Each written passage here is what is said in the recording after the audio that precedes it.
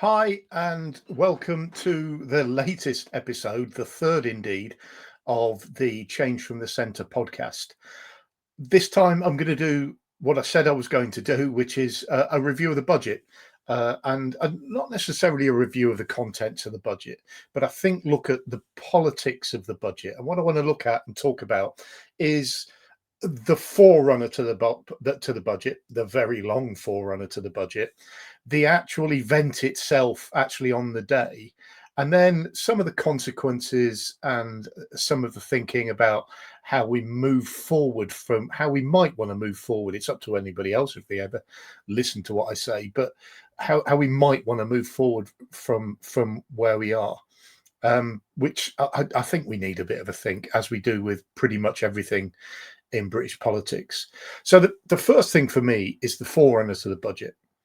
We've always had this thing where Chancellor of the Exchequers and ministers and MPs, if they're briefed and whoever, don't release the contents of the budget beforehand.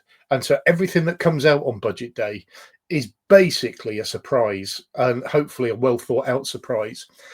And it's changed nowadays. So what you get is, in the run up to the budget, you get all these leaks. You get ministers. Basically, what they're doing is kite flying to see what is or what isn't acceptable. So, as an example, we went through this thing about, okay, should we raise the level of income tax? And there was a bit of a rebellion from backbench MPs. There was all this comment about the fact that it would be a manifesto breach and all those things. So they slowly rein back on that and think about doing something else. And in the past, where the contents of budgets have been released, there have been resignations. Nowadays, I'm not gonna predict what the contents of the budget and all this thing. It's not said in any meaningful way. It is said because they want it as an excuse to not speak about something, and there's got to be a decision made somewhere, hasn't there? I think what we need is somebody to actually say, right, forget that. We are just going to do some speculation, do some discussions from about 2 months before or whatever. It seems like about 6 months this time, but I think it was about 1 or 2. So that so that we can get an idea of where we're going, and so we can flag things up for people and whatever. And then, or we say we're going back to how it used to be. My preference, I think, is to go back how it used to be. And there's a reason for that. It's about political leadership. I think that the Chancellor, and yes, alongside her ministerial team, alongside the cabinet, and alongside the Prime Minister, need to be sitting there basically and making decisions based on what they think is right. And putting that in the budget.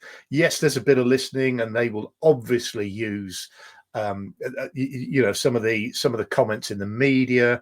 They'll probably use focus groups and things like that. Great, but let's do something based on what is right, and what is right, rather than this kite flying. And I have to say, I don't think backbench MPs on the Labour Party side have helped this process, because of the threatened rebellions and all those things. And if I was the Prime Minister, I would have tried to make the point to them that, look, we've got a 5-year government here. We're 2 years into it. What do we need to do? Well, actually, let's get the things sorted first before we actually move on and deal with the wish list. And I think it'd have been a better way. And I think if he said it publicly and said it to them, I think it would have been the best thing to do. But obviously, he's looking, he's looking after his back, and so is the Chancellor. And so he's not doing that. He's doing the short-term populist thing again. And it goes back to what I said in the first video. We've got prime ministers who've got an average life at the moment of about 2 years, and it means he's not thinking and doing the right things. And I'll talk about more of that later on. But what about budget day itself? Well, I don't think there are any surprises on budget day. I think, and to be fair to the Chancellor, most of what she was doing, I think, was sort of announced during the budget. Not too much was missed out and was picked out of the books. I think there was a few bits, but not many. I thought the Chancellor spoke well, but there's no doubt about it that what she did was put taxes up, and put taxes up in a way that we haven't seen for ages. But let's bear in mind the Conservatives did that as well, and the Conservatives raised taxes to a record level as well. And it looks like where we are with taxation at the moment is slowly approaching the European way and the European culture. Now, that's difficult. I thought also, by the way, that overall, Kemi Badenoch, in her response to the budget, spoke really, really well. And I think probably the best she has done. And certainly the backbenchers in the House of Commons absolutely loved it. I want to focus on two parts of what she said, though. And it's about, again, it's about learning and changing, and what is acceptable in my view and what isn't. It's up to you to decide whether you agree or not. But the point for me is there were a few points she made where she was really playing to the backbenches, and I don't mind that. I'll give you an example. This is one of them. For all this chaos and disorder. There are 1 million more people claiming universal credit than there were at the time of the last budget. Government spending, up. Welfare spending, up. Universal credit claimants, up. Unemployment, up. Debt interest, up. Inflation, up. No, I don't mind that sort of stuff. I mean, you know, it's playing to an audience, and some of the other stuff she did, she created some fantastic sound bites, which were actually used. And all them are good, and I think they're good. And a lot of what she did was criticised actions and everything else. But every now and again, she moved into something that was quite personal, and this is an example of that. So we're stuck with them both, Laurel and Foolhardy.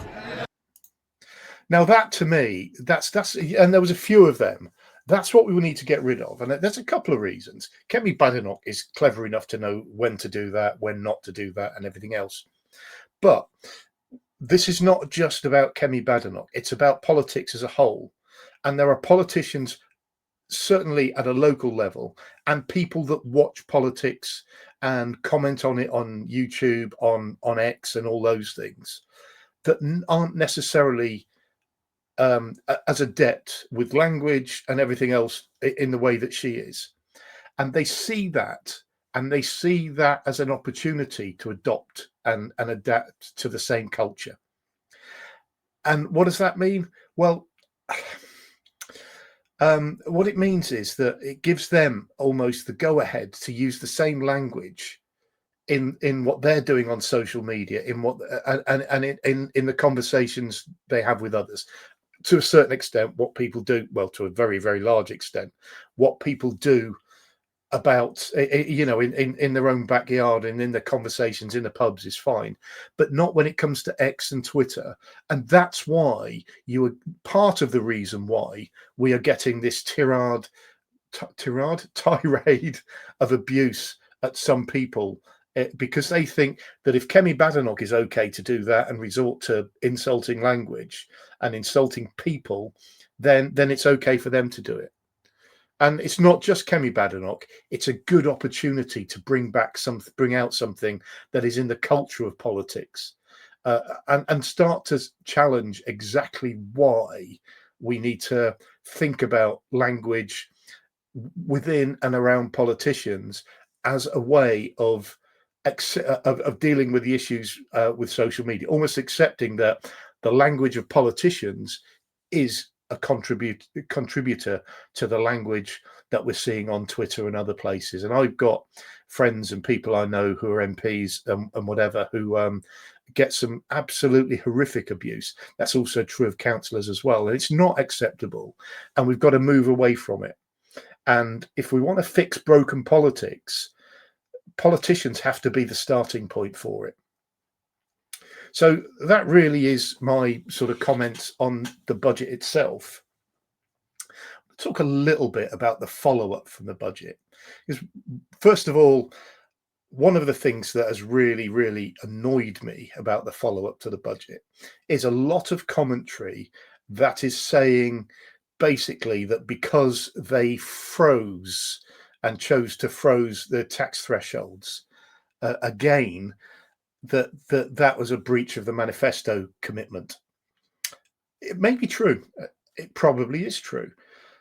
But it was also true when Rishi Sunak, if it's true now, it was also true when Rishi Sunak was Chancellor, because when the general election before, the triple tax lock was in place then, and if keeping thresholds and freezing thresholds is a breach of that triple tax lock now, it was a breach then. And the thing I suspect is this is the media finding their angle to challenge the Prime Minister and use the comments like resign and stuff like that, which Beth Rigby did in what I thought was, I didn't like it as an interview, to be fair. Beth Rigby did one. You can look it up on YouTube. Beth Rigby's interview with the Chancellor, which was done in an informal setting. And I really like Beth Rigby. She's quite challenging sometimes. But this notion that you've frozen tax thresholds and therefore you've breached the manifesto, when that challenge hasn't been there for anybody else when they've done the same thing, I think is very, very unfair. And I think the media could have found a different angle. They didn't have to find an angle that said the Chancellor should resign, the Prime Minister should resign. They should have found an angle that said, where are you going with this? And this probably is my final point today. One of the things that's missing at the moment, and I think was missing during Rishi Sunak's time, and actually something I was screaming out for, not just for his time as Prime Minister, I was screaming out for during COVID, was some sort of sense about where we're going with the economy at the moment. Our taxes are going up. There's no two ways about it. Our debt is just about stable, I think, forecast to rise. I think inflation is forecast to start coming down, which is really important in my view. But we really don't have an end game. So we're seeing we don't really see a positive. We don't see a. I'm trying to find the right way I put in it, but a positive path for the government to take to get us out of the spot we're in. And it is a spot.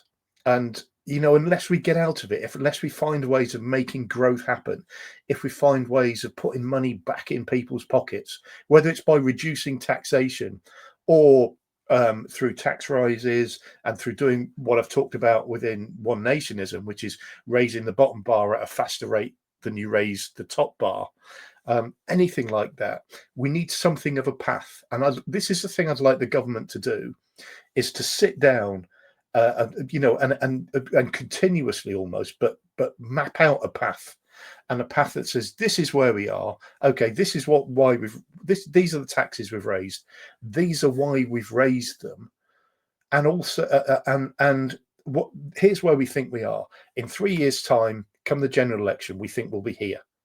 And talk about what sort of growth we'll have, what that will mean for my pocket and your pocket, and really plan it out strategically, and then plan it out and say, for the next 5 years after that, here's our prediction. There's always unknowns in this because the UK economy is subject to downturns and will be impacted by downturns in the global economy. But there's definitely a way forward here to start to explain things to people. The point I've made before, we've got fantastic social media channels. All too often, they're a force for the bad. Government need to start turning around and using them as a force for good. And part of that is creating this insightful stuff that suggests and gives us an idea that they've got some sort of medium to long-term strategy. Because without a long-term strategy that talks about how we get our infrastructure up to, at the very least, a modern standard, if not an ultra-modern standard, I fear that we're heading to a point where we've got, and somebody made this point on Sky, so it's me copying somebody else's words. We head to a point where we've got a second world economy. That's blunt. We can't keep borrowing. We can't keep doing what we're doing unless we start to really grow and find ways of paying back debt. Lowering inflation will help that. My big concern about that, I mean, it's bad for Britain as a whole anyway, but if we are drifting into that position where we've got a second world economy, we're doing so at a time when there's huge global instability, and a time when, Putin is, if in my view, if he gets the sort of settlement we're talking about, where he can claim a win in front of the Russian people, where he will become a threat to Europe. And so, we part of what we need to do with a medium-term strategy is set out how we're going to do that. The government have done some stuff about what they're doing to invest in defence, actually, recently, but there's not really a plan about how we're going to fund it. There's not really a plan about how we get to the sort of level of spending as a percentage of GDP that we need. So maybe up to 3.5%, 4%, 5%, whatever it needs to be. We need to be showing Russia that actually we're not messing about. Not just us, Europe, NATO as a whole, but we certainly, in my view, need to be doing it.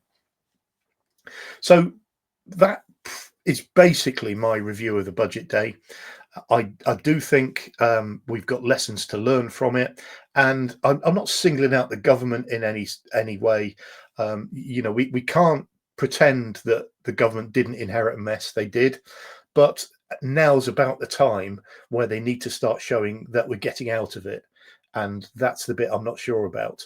And I also wish the Conservatives would be a bit more humble about the fact that they did pass on a huge issue for the country. Same again. If you've liked what I've said, please do all the things, like, subscribe, and anything, and in particular, please share what I'm about. I've just set up a new YouTube channel called Change from the Centre, where I'm uploading my videos, so that makes it a bit more structured. And the other thing is, please comment. I've had some wonderful comments, and I just want to reply to one of them. This isn't a mullet. It's just my hair being combed back. But yeah, if you've enjoyed it, please subscribe. There'll be more coming, I suspect, somewhere around about the beginning of next week. If and if you've liked it or you haven't, tell me what you think. The main thing is, share it, let other people know. The more other people know about it, get a chance to look at it and make a decision on whether they want to know more, the better. Once again, thanks very much, and I will speak to you again next week.